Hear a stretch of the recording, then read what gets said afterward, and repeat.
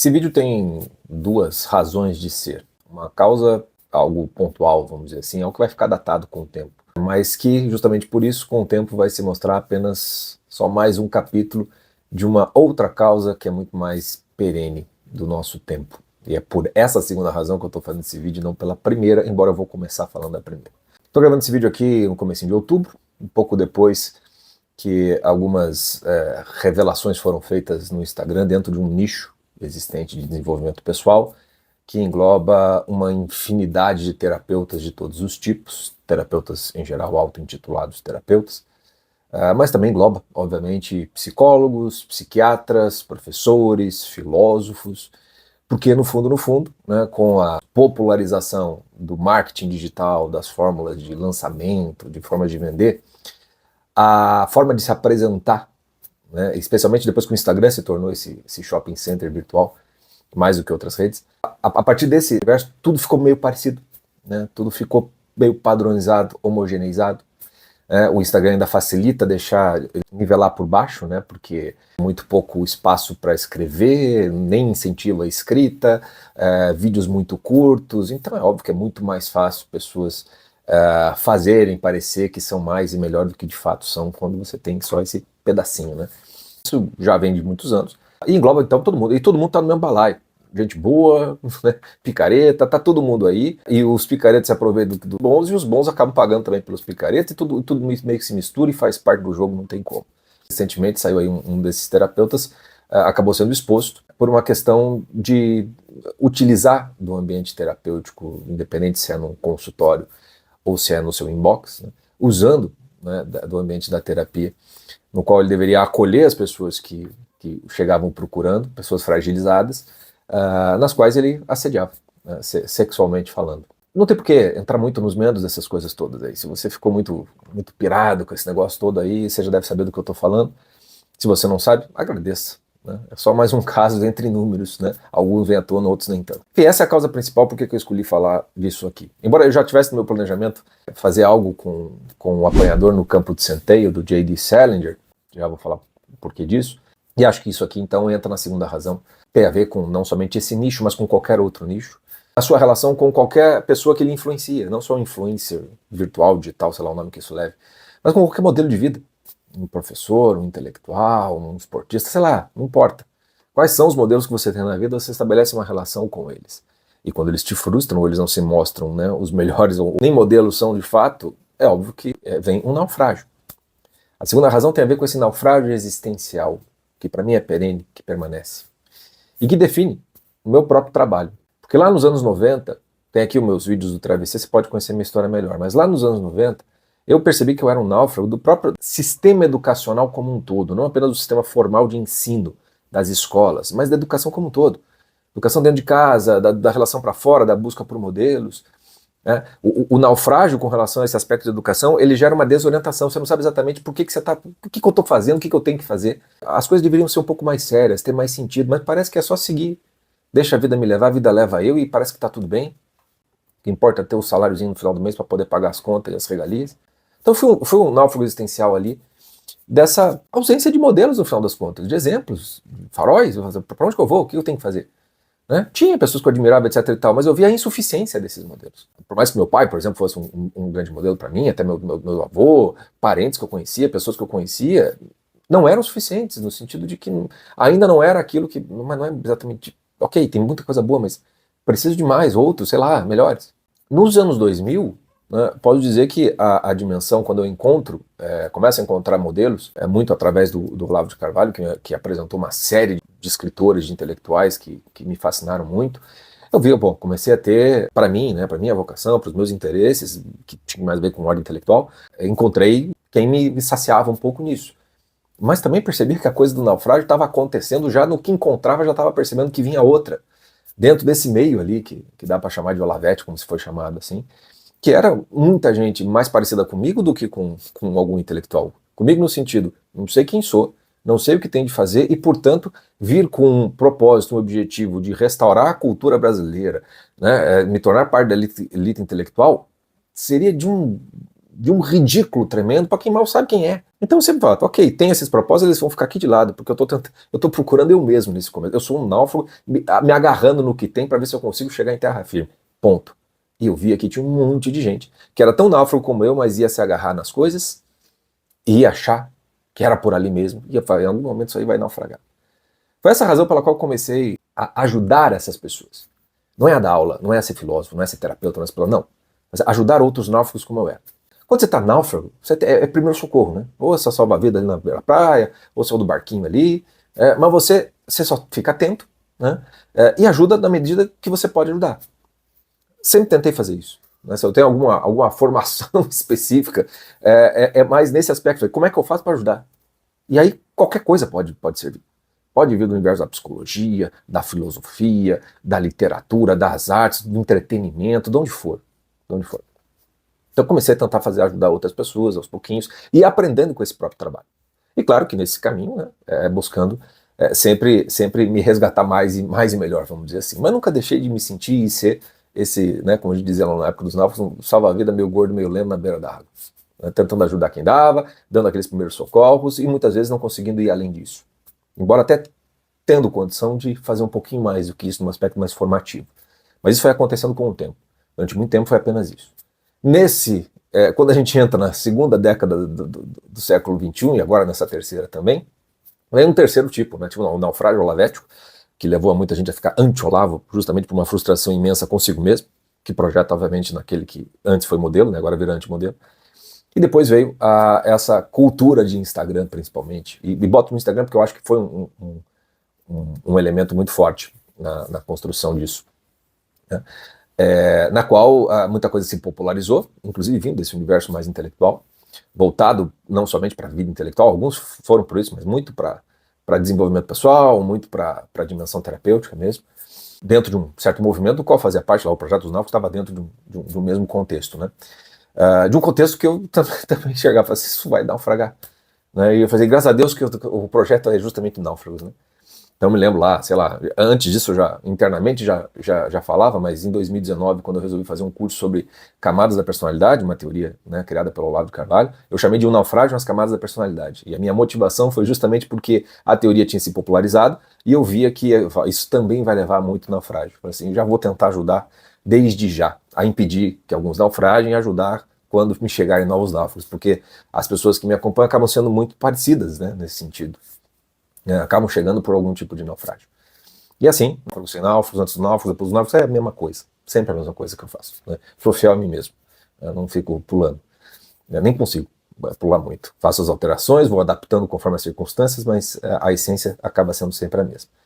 Perdoem esse pequeno introito para falar disso, porque é sempre muito difícil quando as pessoas perguntam o que você faz, né? Isso soaria muito pretencioso se eu falasse, eu estou ajudando os náufragos, eu não sei o que e tal. Então é mais fácil não, perguntar, sou professor, dou aula disso, dou aula daquilo, né? Porque eu não sou psicólogo, não sou terapeuta, embora os efeitos terapêuticos obviamente existam em qualquer atuação pedagógica, mas nunca foi isso. Né? Então eu sempre tenho que explicar mais do que uma palavrinha daria conta, né, nesse contexto. E aí quando acontece um caso como esse desse terapeuta que eu falei, e que pode somar trocentos outros escândalos que já aconteceram antes e vão acontecer muito depois, bom, é a hora mesmo que o trabalho faz mais sentido.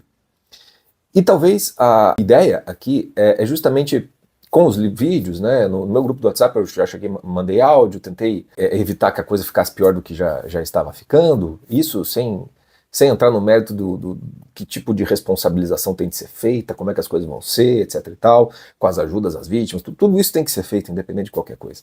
A minha dinâmica aqui é com a relação das pessoas se sentindo náufragas, desorientadas em função desses modelos que de repente ou as frustram, com ou sem razão, porque às vezes é a própria pessoa que de repente desperta, né? Ou às vezes é o próprio modelo que também faz cagada, não?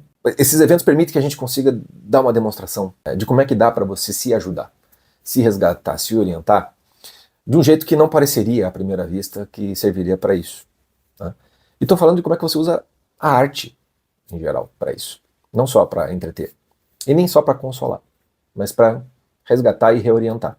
Jogar luz mesmo. Uma frustração muito grande, né? E não sabe muito bem, e se sente muito desorientado, e cansado, irritado e ressentido. Quando tem todo esse universo, quando você vê uma história que tem isso, você consegue então ver manifestado algo que não está se passando com você, e por isso mesmo te dá o distanciamento suficiente para você enxergar o limite dessa confusão toda dentro de você, das dores, e conseguir enxergar, jogar a luz para dentro de você, é como se fosse um espelho que permite que a luz volte. Você está num quarto escuro e tem um espelho, de repente entra um fiapinho de luz, que é a arte, bate nesse espelho e você permite se enxergar melhor. Em vez de eu ficar enrolando muito aqui nesse aspecto mais teórico, vamos dizer assim, vamos para um aspecto prático. E por isso que eu falei do Apanhador no Campo de Centeio, do J.D. Salinger, um livro que acompanha o meu trabalho desde lá de 2000, sei lá, 2009, 2010, quando eu comecei a atender uma outra pessoa. Esse livro sempre voltou como para exemplificar certas coisas, para demonstrar outras, mas com esse aspecto meio de resgate, de reorientação. Tem um clube do livro com esse propósito de ajudar. E lá tem, né? Você acho que tem 3 aulas fazendo uma análise do livro como um todo. Não é uma oficina de leitura, que é uma outra coisa que eu faço, que é uma leitura conjunta com as pessoas. Então eu li o livro inteiro. Quem sabe um dia até eu faça isso com o apanhador. É um exemplo disso que eu quero dar aqui nesse vídeo com vocês. Um trecho, fazer uma oficina de leitura com um trechinho, porque é um trechinho que vai conversar muito de perto com essa primeira causa que me fez fazer esse vídeo, com o naufrágio, com os influencers, com os modelos. Mas também para qualquer outro tipo de naufrágio que venha acontecer na tua vida com relação à frustração com os seus modelos de vida. E o quão necessário é você ampliar o leque desses modelos para você não ficar refém da idolatria, porque é inevitável. Quanto menos modelos de pessoas você confia, mais você os idolatra, mais você os transforma em algo maior. Deus nos livre e guarda esse tipo de coisa. Então é bom ter um bom repertório de modelos para você perceber que existem coisas boas e ruins em todo mundo é humano, todo mundo é falível, e é aí aquele preceito bíblico, né? Experimentar de tudo e ficar com o que é bom. Né? Até para você também entender a outra parte desse preceito que as pessoas esquecem, que é nem tudo me convém. Pelos modelos você começa a entender isso melhor. Por exemplo, no caso do terapeuta, como um dos problemas centrais ali dele é o fato dele usar a terapia para incorrer lá nos seus vícios, no assédio, significa claramente que ele tem de parar de ser terapeuta. Mas não foi isso que ele fez. Ele mudou um nicho, continua vendendo. Meu querido, não dá. Nem tudo convém quando você cai na... A hora que você quer restaurar, então tem que restaurar a coisa direito. Senão é só tentativa de burlar o próprio processo de resgate pessoal. Se é que de fato você se sente naufragado na coisa. Serve para os terapeutas, serve também para as pessoas que foram frustradas com ele e que daí vão projetar, né? Vão disseminar, digamos assim, essa frustração em todo e qualquer modelo, e às vezes você vai jogar fora a criança junto com a água do banho. Tem muita gente boa que vale a pena você seguir mesmo. Né? E quando você leva a desconfiança de um, leva a desconfiança de todos, o mal vai ser feito muito mais para você do que para qualquer outra pessoa. E o Apanhador no Campo de Centeio tem uma cena espetacular para mostrar isso. Como a gente tem, às vezes os modelos a gente nem escolheu direito no sentido consciente, mas a gente já tem uma certa admiração, e quando a gente vê ele já é um modelo, mesmo sem a gente perceber. E como a gente pode se frustrar com aquilo. E essa frustração às vezes pode nem ser tão real assim. Tem mais a ver conosco do que com o modelo. Então, vamos lá. Eu tenho o Clube do Livro com as 3 aulas, então já sabe. Mas se você quiser uma análise mais completa, tem ali dentro do Travessia. Também tem essas aulas também foram transformadas na parte do livro, do Mapa da Maturidade, que a gente lançou lá nos Náufragos. Eu acredito que ainda está disponível esse livro se você quiser comprar. Então, se você prefere mais ler, tá ali. Né? Eu acho que a maioria das pessoas hoje em dia, o livro é mais uma dimensão vaidosa da pessoa que publica do que do interesse das pessoas. Um vídeo, acho que em termos terapêuticos funciona melhor. Salvo alguns temas que eu acho que precisam ser mais meditados. Né? Acho vocação um tema muito bom para estar em livro. Questões, por exemplo, lidar com dores mais perenes, como luto, por exemplo, também a leitura acho que ajuda mais. Mas para a questão de maturidade, para algumas coisas, eu acho que a coisa mais dialogada assim pode funcionar melhor. Bom, o que o Apanhador no Campo de Centeio pode ajudar então? Farmácia literária, vai. Bom, a história do Apanhador no Campo de Centeio, e uma coisa assim, você pode até entender que o que eu vou fazer aqui vai te dar spoilers. Só que a questão do saber o que acontece numa história não quer dizer grande coisa, salvo quando o livro é fraco e que só tem essa parte da trama e do enredo. Aí você vai se irritar com spoiler. Mesmo sabendo o que, né, o que importa é como as coisas acontecem. É ali que a história acontece de fato, não o que. Né? Então é por isso que às vezes você vai ler um romance policial, quando ele é bom mesmo que você saiba o final, você vai querer reler ele depois. Porque o como é que é o legal. Acompanhar o como é muito mais interessante do que saber o que. Porque se for o que interessa, leia o resuminho, acabou. Sabe o que aconteceu, pronto, acabou. Para que ler? Para que assistir, se você sabe o que acontece. É o como que interessa. Então aqui, essa parte está mais no final do livro, que eu vou ler, então, para você entender um pouco da forma, né? É um narrador em primeira pessoa chamado Holden Caulfield, um menino de 17 anos, que está na chamada linha de sombra, como a gente chama, como eu chamo, para ultrapassar, né, sair da juventude para entrar na vida adulta. Né? E essa é uma linha de sombra porque a gente nunca sabe o que tem do outro lado quando a gente está nessa fase. A gente não sabe se a gente vai conseguir, a gente não sabe para que a gente serve direito, a gente tem muito medo, muita ansiedade, e por mais ajuda que a gente tenha, é um processo que a gente tem que passar, né, com a nossa cara e com a nossa coragem. O Roden está no final, né, do que seria o ensino médio aqui para o Brasil hoje em dia, o livro é da década de 50, uma dinâmica social e educacional diferente. Ele vai ter que tomar, né, fazer escolhas que vão indicar rumos para a vida, só que ele está sofrendo muito, o Roden, porque ele perdeu um irmão que era mais velho, que era um modelo para ele, um irmão que era artista, que escrevia e foi trabalhar em Hollywood e morreu. E ele tem uma irmã mais nova. E justamente talvez pela modelagem com o irmão, ele se sente muito responsável pela irmã mais nova. E ele está no colégio, ele tem que ir para a vida adulta, e eu acho que ele não sabe o que ele quer, ele não sabe lidar com ele mesmo. Ele só sabe perceber que ele precisa ficar adulto. Então, boa parte do livro é o Roden tentando se comportar como se já fosse um adulto sem ser. Né? E ao mesmo tempo se recusando a ser adulto naquilo que ele acha que é a pior parte do adulto, que é a hipocrisia e a falsidade da vida social para conseguir sobreviver nos 30. Né? Então essa dinâmica do Holden vai levando a uma tensão e um drama permanente. Né? Então quando chega nessa parte do livro aqui, ele já tá assim, ele já não está aguentando mais ele mesmo. Ele não está aguentando mais ele mesmo. E é justamente aí, quando ele não está mais aguentando ele mesmo, quando o naufrágio vai se tornando inevitável, que você acaba recorrendo àquelas pessoas que no fundo você tem como esse modelo, que a presença delas no mundo faz você ter uma esperança, ela se torna o teu chão. Né? A relação do modelo, aquela coisa do Exupéry, do Pequeno Príncipe, do eternamente responsável por aquilo que cativas, é uma realidade. A pessoa, né, se você encanta alguém por qualquer coisa que seja, você se torna responsável em alguma medida por esse encantamento. E às vezes você precisa passar pelo processo de desencantar essa pessoa para que ela não te torne um ídolo de alguma coisa. É doloroso para todo mundo, mas é preciso passar, né, por esse processo. É tanto da confiança como também o do aparente perda da confiança para se reestruturar isso em bases mais humanas, mais saudáveis. Né? Então o Rory está naquele ponto assim, que ele não tem mais para quem correr, ele não confia em pai, não confia em mãe, não confia nos produtos, nada, nada, nada. Só tem um cara que o Roden vai se lembrar, conversando com a irmã, que é a ele que ele vai, sem saber que é isso que ele está indo pedir ajuda, ele está indo pedir socorro. Só que tem aquela característica orgulhosa de, não, eu dou conta de tudo, né? Que é a típica do adolescente também. O livro é excelente para demonstrar como funciona o adolescente. Um pouco antes, né, quando ele chega nesse ponto de desorientação, ele está conversando com a irmã, e aí ele vai falar para a irmã como ele está se sentindo. E ele fala para a irmã que ele se sente como um apanhador no campo de centeio, fazendo referência a um poema do Robert Burns, que vai ter até pouco a ver com o poema e mais com o que o Holden sente, que é mais ou menos o seguinte: ele está na beira de um campo, no fim de um campo de centeio, esse fim tem um abismo, e tem crianças brincando no campo de centeio. E ele então assume a responsabilidade de evitar que elas caiam no abismo.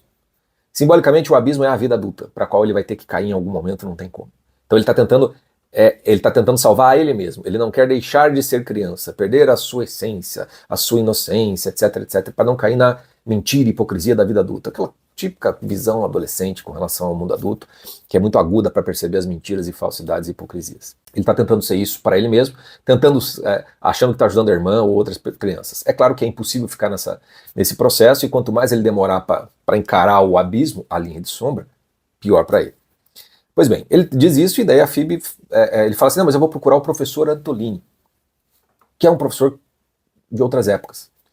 E aí eu vou entrar no livro em alguns trechos aqui que eu quero ler com vocês. A minha edição é essa daqui, tá, gente? Se vocês quiserem uma edição antigona, deve ter outras melhores, talvez com outras traduções, mas eu tenho carinho por essa, porque, como eu disse, náufrago, quando pega uma tabuinha, tem que guardar a tabuinha para não esquecer de onde veio, né, e quem é no fundo. No capítulo 23, o comecinho, né, o Holden diz o seguinte, porque ele é o narrador, lembre-se disso. Telefonei um bocado depressa, porque fiquei com medo de que meus pais me pegassem no meio da conversa. Mas não me pegaram. Ele estava escondido na casa dos pais falando com a irmã, os pais não sabiam. E ele liga para o professor. O professor Antolini foi muito simpático. Me disse que, se quisesse, podia ir imediatamente para a casa dele. Acho que acordei ele e a mulher, porque demoraram um tempão para atender ao telefone.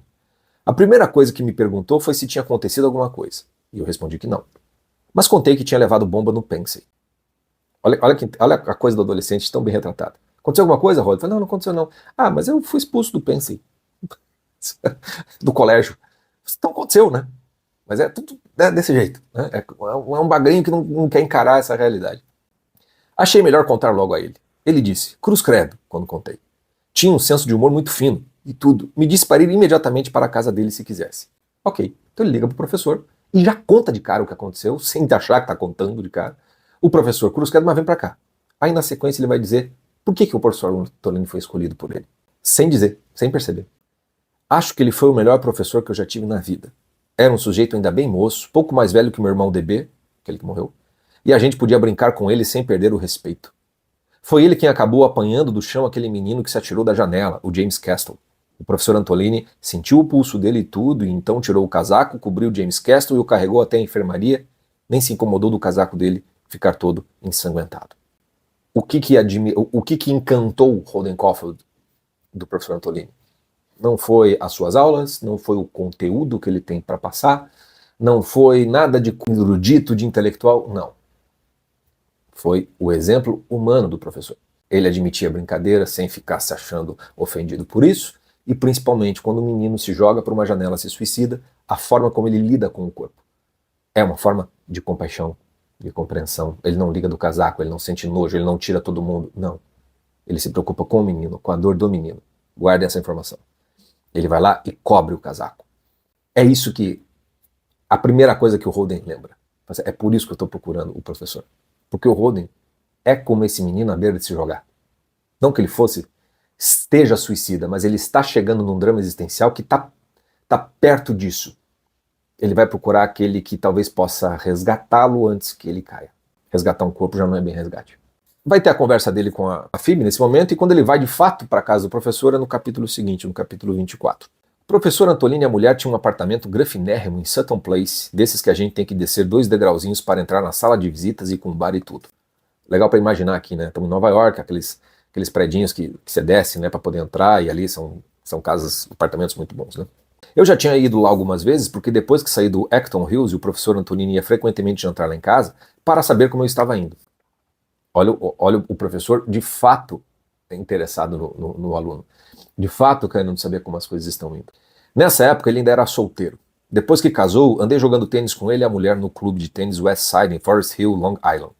Ela era sócia de lá, era mesmo podre de rica. Era mais velha que o professor Antolini, uns 60 anos. Mas os dois pareciam se dar muito bem. 60 anos é o exagero do adolescente, né? Em parte porque eram muito intelectuais, especialmente o professor Antolini, apesar dele dar a impressão de ser mais espirituoso do que realmente intelectual quando estava com a gente. Assim, mais ou menos como o DB. Ou seja, ele via o professor com o irmão semelhantes. A mulher dele era mais séria, sofria muito de asma. Os dois haviam lido todos os contos do DB. O irmão dele era escritor. A senhora Antolini também. E quando o DB foi para Hollywood, o professor telefonou para ele dizendo que não fosse. Mas ele foi assim mesmo. O professor Antolini disse que uma pessoa que escrevia como o DB não tinha nada aqui para Hollywood. Foi praticamente a mesma coisa que eu disse. Então veja, ele percebe algo com o irmão e vê que o professor também percebe igual a ele. O professor é um modelo.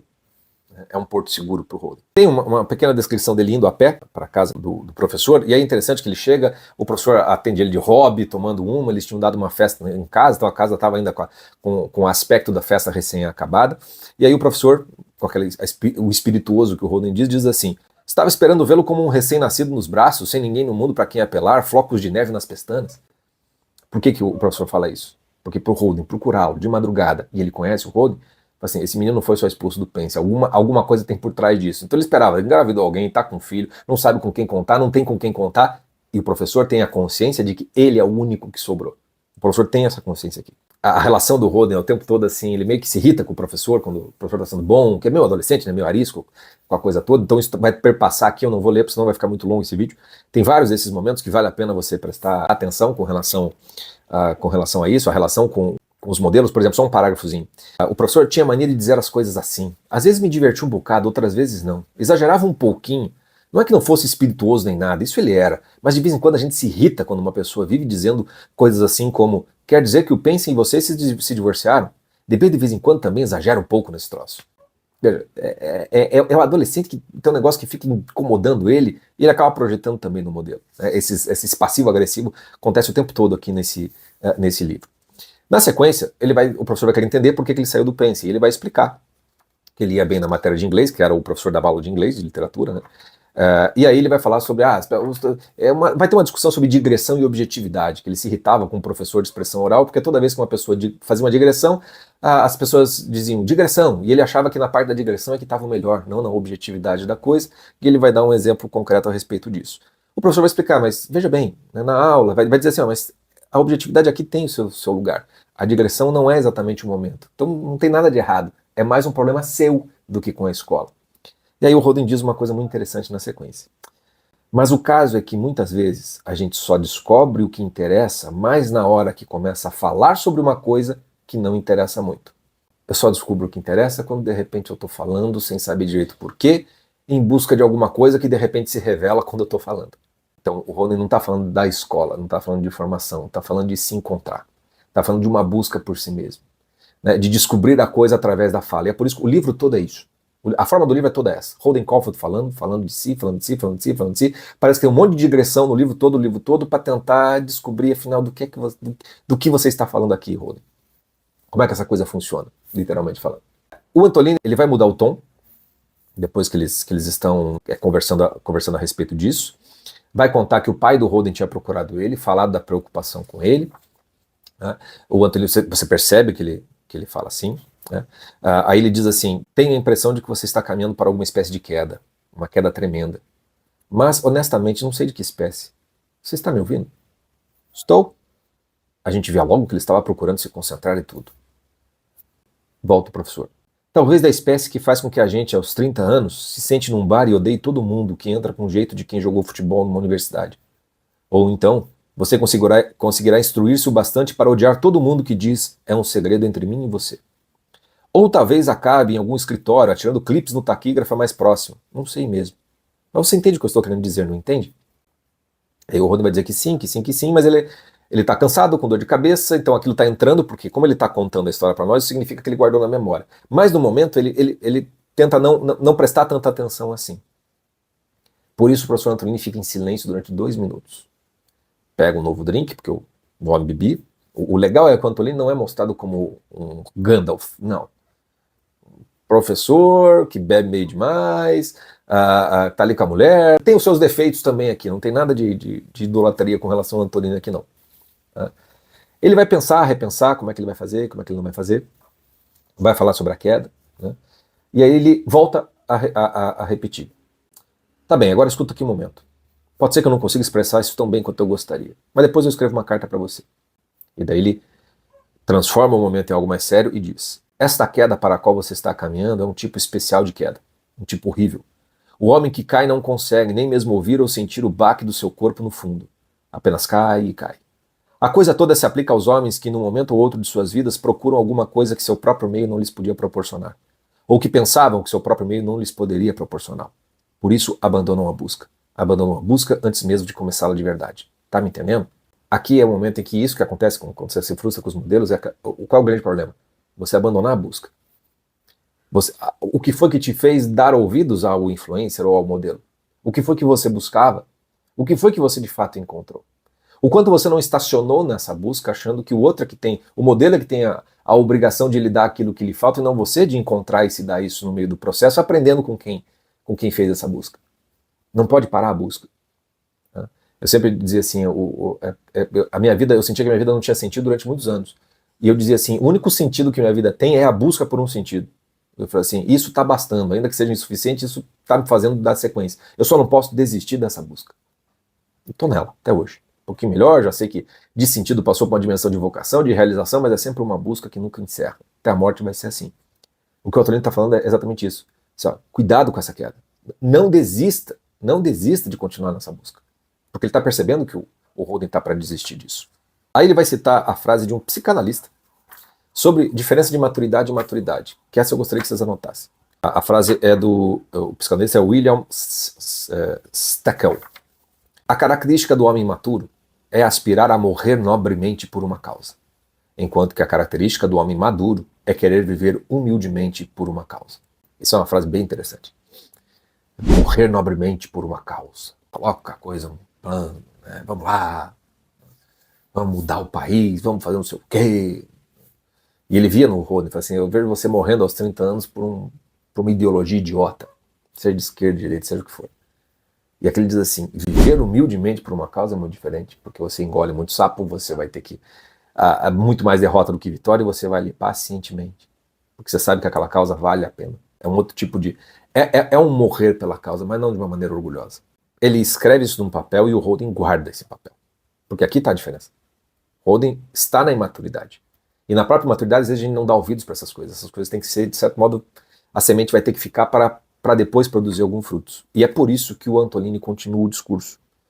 Ele não está na ilusão de que o Holden está entendendo tudo. Ele precisa dar atenção, ele precisa, de certo modo, certificar que a coisa vai ficar com ele, mas é o máximo que ele pode fazer nesse momento. Ele não pode ajudar para muito além disso nessa hora. Apesar do cansaço do Holden, que ele está com dor de cabeça, não quer mais pensar, etc, etc, etc. Um parênteses aqui, eu vi isso muita gente com relação a... começou a se frustrar com os modelos do Instagram, falou, eu vou tirar o Instagram, eu vou cancelar o Instagram. Não é só parar de seguir essas pessoas que você não está mais confiando? Ou então as pessoas que já se encheram tanto daquilo ali, que falam, não quero mais saber, não quero mais olhar, não quero mais saber, é o tipo da reação aqui de quem não está processando a coisa ainda. E por isso mesmo, às vezes, dá o respiro, dá o distanciamento e quem sabe você consiga. Esse livro aqui eu acho que ele faz as duas coisas. Ele te dá o respiro e o distanciamento para você poder processar melhor isso. Ele vai dizer assim, o seguinte, o Antolini, que é a hora da passagem famosa que eu uso aqui no Travessia como a propaganda minha, né? Acho que está no meu perfil no Instagram, eu estou lendo esse trecho, inclusive. Mas aqui eu vou colocar no contexto todo. Então o professor diz assim, na hora em que você conseguir deixar para trás todos os professores vinçons, ele está falando do professor da escola que ele era frustrado, encaixa aqui, em vez de professores vinçons, todos esses influenciadores, eu incluso, você vai começar a se aproximar cada vez mais. Isto é, se você quiser, e se procurar, e se tiver paciência de esperar, da espécie de conhecimento que será muito, muito importante para você. Entre outras coisas, você vai descobrir que não é a primeira pessoa a ficar confusa e assustada, e até enjoada pelo comportamento humano. Você não está de maneira nenhuma sozinha neste terreno, e se sentirá estimulado e entusiasmado quando souber disso. Muitos homens, muitos mesmo, enfrentaram os mesmos problemas morais e espirituais que você está enfrentando agora. Felizmente, alguns deles guardaram um registro de seus problemas. Você aprenderá com eles se quiser. Da mesma forma que algum dia, se você tiver alguma coisa a oferecer, alguém irá aprender alguma coisa de você. É um belo arranjo recíproco, e não é instrução. É história, é poesia. Parou e tomou um longo gole do copo. E ele vai recomeçar. Esse trechinho final é o que eu uso no Travessia. Eu tento me colocar como essa pessoa que estou tentando deixar um registro do que se passou comigo para que outras pessoas possam não naufragar como eu, ou por tanto tempo como eu. É só isso. Ele segue. Não estou querendo dizer que só os homens instruídos e cultos são capazes de contribuir com algo valioso para o mundo. Não é isso. O que eu quero dizer é que os homens instruídos e cultos, se de fato tiverem brilho e capacidade criadora, o que infelizmente é raro, tendem a deixar registros infinitamente mais valiosos do que aqueles que apenas têm brilho e capacidade criadora. O que ele está querendo dizer aqui? Essas pessoas que são, de fato, quem são. E não apenas brilho da aparência e a capacidade criadora de ficar inventando moda, escrevendo livros, produzindo obras de arte, fazendo campanhas de lançamento de produtos. Essas pessoas, então, né, aqui não tem só isso, né, elas tendem a deixar registros infinitamente mais valiosos, que duram mais. Quantos cursos que você já viu anunciado por aí já não se perderam ou mudaram de nome? Se a coisa é boa, por que ela tem que mudar tanto assim? Por que, salvo motivado pelas circunstâncias, por que aquilo que é feito está sempre parecendo que é uma outra coisa dali semanas depois? Tendem a se expressar com mais clareza e geralmente têm a paixão de desenvolver seu pensamento até o fim. Está falando dessas pessoas então que têm mais do que brilho e capacidade criadora. E o que mais importante, na grande maioria dos casos tem mais humildade do que o pensador menos culto. Você está me acompanhando? Aí o Rod, sim senhor. Mas o Rod já estava. Estava porque ele registrou e está contando a história, mas ele está fingindo que não está tanto assim. De novo ele fica muito tempo, né? E aí ele vai falar da necessidade do Holden ter que tomar uma decisão, né? E que a escolha por seguir o caminho acadêmico, de entrar numa faculdade, é o que ele tem de fazer nesse momento, né? Aqui é para o Holden, não é para todo mundo, mas no contexto ali era o que de fato ia segurar essa queda do Holden, sem dúvida alguma. E aí, quando ele para isso, eles vão então arrumar, né, o sofá para o Holden deitar, dormir, etc, etc. E isso é mais ou menos a cena que se encerra, tem um pequeno corte e a gente vai para uma coisa que o Salinger faz, que é aqui que até me interessa mais do que o que eu acabei de dizer. Porque muito provavelmente você está admirando o professor Antolini, como eu admiro. Né? Você está vendo, poxa, quem me dera ter o professor Antolini, né? Que pudesse me dar o ouvido ou o ombro na hora que eu mais preciso, e que saiba me orientar minimamente no meio desses naufrágios todos. O professor Antolini é um dos meus modelos, nesse sentido. Só que, eu disse, é preciso você também se desencantar para ter uma medida, um senso de proporção nessa relação que você estabelece com as pessoas, com quem está aqui e você que está do lado de lá.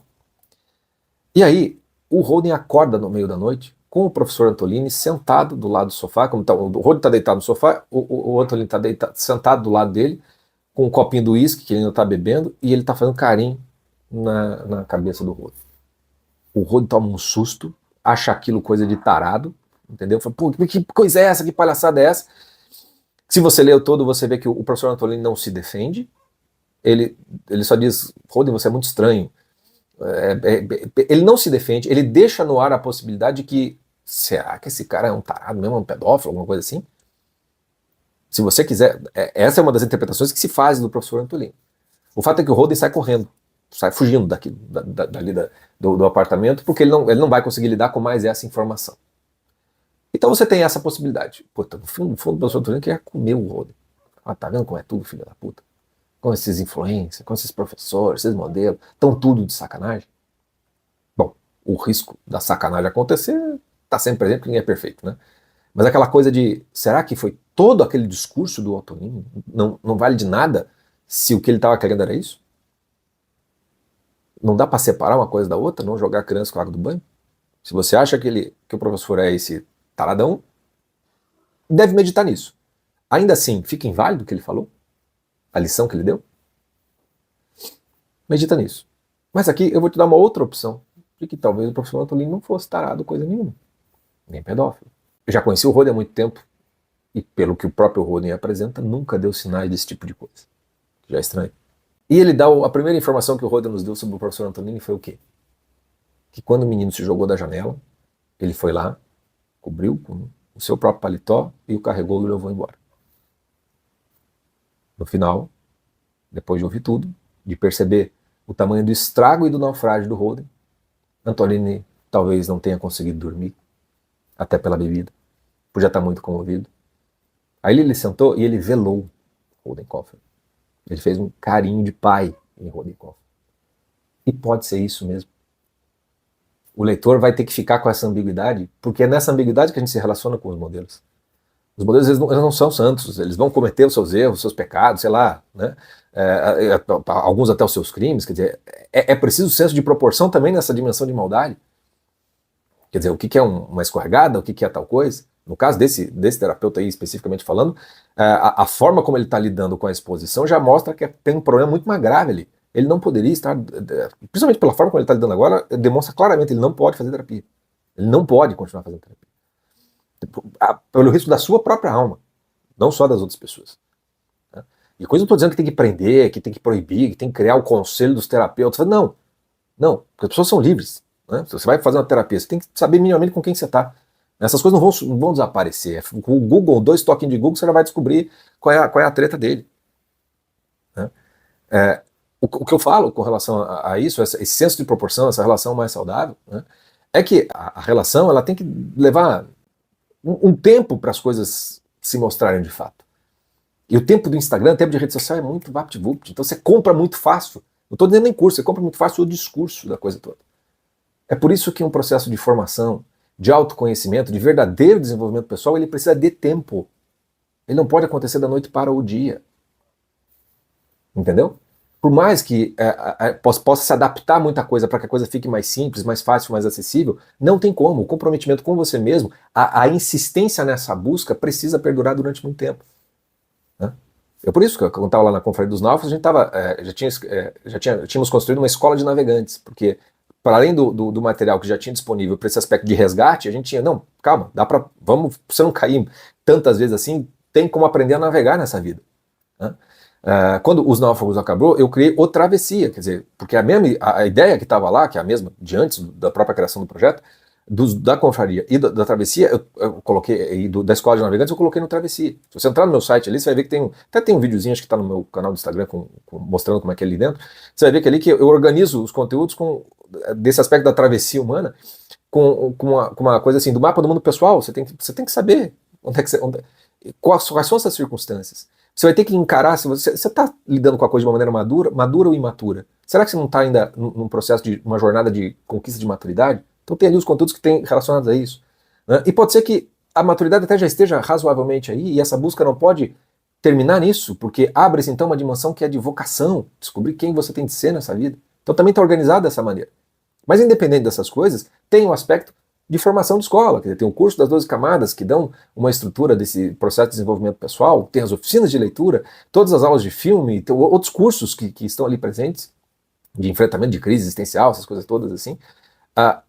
Precisamente, falando pelo meu caso, justamente porque o processo ele é de uma travessia mesmo, ele é realmente de uma jornada, ele não é um negócio que simplesmente saiu do naufrágio, pronto, resolveu, acabou. Não, não. E para isso é preciso que você tenha modelos para poder saber quem mais é farol para você, quem é imã que te atrai. E a relação precisa ser saudável com isso. Nesses tempos de internet e de influências, né, essa relação não tem sido nada saudável. E muitas vezes os próprios influencers não percebem o quanto eles alimentam uma relação muito insana, no final das contas. Né? Nem todo mundo, mas muitos. Né? Mas também tem um limite do que eles podem fazer com relação à forma como as pessoas recebem essas coisas. Então esse videozinho aqui, sobre o apoiador no campo de centeio, é para dar um exemplo, né, de como, através da arte, da literatura, a gente pode conversar tão de perto com uma realidade tão presente, com uma circunstância tão atual, de uma maneira tal que ela joga luz, e por jogar luz, consola, resolve um pouco da confusão, dissolve um pouco da confusão, podendo resgatar e te reorientar. E é por isso também que muitas vezes a gente não consegue fazer isso sozinho. A mediação acaba sendo uma necessidade. Não existe autodidata. O autodidata sempre aprende com alguém, seja através de um livro, seja através de um professor. Então é preciso ter isso. E é por isso que quando eu falo de farmácia literária, não adianta nada eu te indicar esse livro, esse filme, aquele filme para você assistir, porque supostamente vai conversar com o seu drama, com o seu problema, ou com a sua busca. Vai ser preciso transformar esse remédio efetivamente na sua alma. E para isso a gente precisa combinar as coisas. Né? É como se o remédio efetivamente tivesse parte na obra, parte em você. É a mistura deles, a manipulação farmacêutica dentro de você que faz a coisa funcionar. A ideia desse vídeo aqui é conversar com o caso específico, né, uma tentativa de remédio, para você poder olhar-se melhor nessa relação que você tem com seus modelos e seus influencers, mas também para todo e qualquer tempo, porque outros naufrágios de relação com os seus grandes modelos acontecerão. E pode ser que você esteja precisando voltar e reler O Apanhador no Campo de Centeio. Não porque você é um adolescente, não porque você está na jornada, na luta, no drama da sua maturidade, mas porque você naufragou e você precisa recuperar o passo. O professor Antonini é um excelente modelo, né? Desde que você não tire o que pode ser algo nocivo nele, né? Desde que você também não diminua aquilo que pode ser tão bom nele também. Né? Eu acho que o professor Antonini era um baita de um sujeito, não o professor oculto, etc. Não. Eu acho que ele tinha uma capacidade de compreender e de ter compaixão, né? E de amar os seus alunos muito maior do que parece. Mas você pode ver nisso tudo apenas um tarado. Aí também vai muito do olhar que você tem com relação à vida. E ao falar do Antonini, eu não estou falando do caso lá do terapeuta, que não me interessa minimamente saber se ele é isso, se ele é aquilo, se não quer. Aquilo que ele fez já deveria ser suficiente para mostrar que um grande homem ou uma grande pessoa não deveria continuar fazendo terapia, quando é a própria terapia que se tornou causa, né, para a queda dele. Né? Enfim, espero que ele tome consciência disso, que eu não conheço, nunca falei com ele, então não tem como dar pitaco nesse negócio todo. Só posso falar para as pessoas que estão aí muito armadas de pedra, querendo, né, o linchamento público, seja lá de quem for, né? E às vezes é bom a gente sempre dar uma olhadinha para dentro da gente. Às vezes a gente não está jogando pedra porque o outro cometeu um crime, mas porque ele nos frustrou muito, nos enganou muito. Tem muito menos a ver com as vítimas, muito menos a ver com o próprio sujeito, com os atos dele, e muito mais com o fato da gente se sentir meio corno. Pensando nisso aí, tá bom? Recomendo muito, se quiser, né? Tem o conteúdo lá no Travessia, se quiser aproveitar, né? E qualquer coisa também me chama, né? Tô facinho aqui nas redes sociais, quem me conhece sabe. Tá bom? Fico por aqui, até o próximo. Tchau, tchau.